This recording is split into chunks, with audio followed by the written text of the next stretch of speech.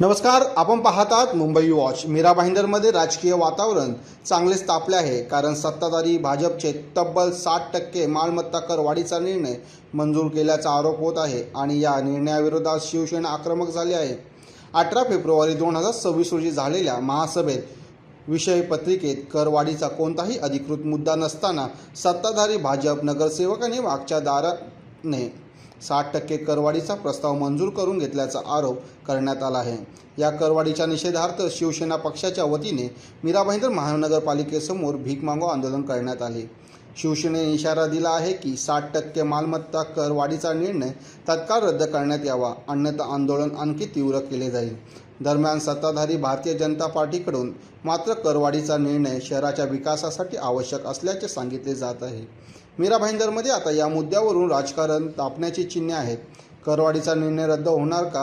ही आंदोलन आणखी तीव्र होणार। महानगरपालिका निवडणुकीत शिवसेनेची हार झाल्यामुळे सत्ता हातातून गेल्याचा राग करवाढी विरोधात भीक मागो आंदोलन करून करण्यात आल्याची चर्चा मीरा भाईंदरमध्ये होत असून लवकरच या आंदोलनाच्या विरोधात भाजपकडूनही 3 वर्ष प्रशासकीय राजवटीत परिवहन मंत्री प्रताप सरनाईक यांच्या विकास निधीची पोलखोल लवकरच करण्यात येणार असल्याची चर्चा आहे।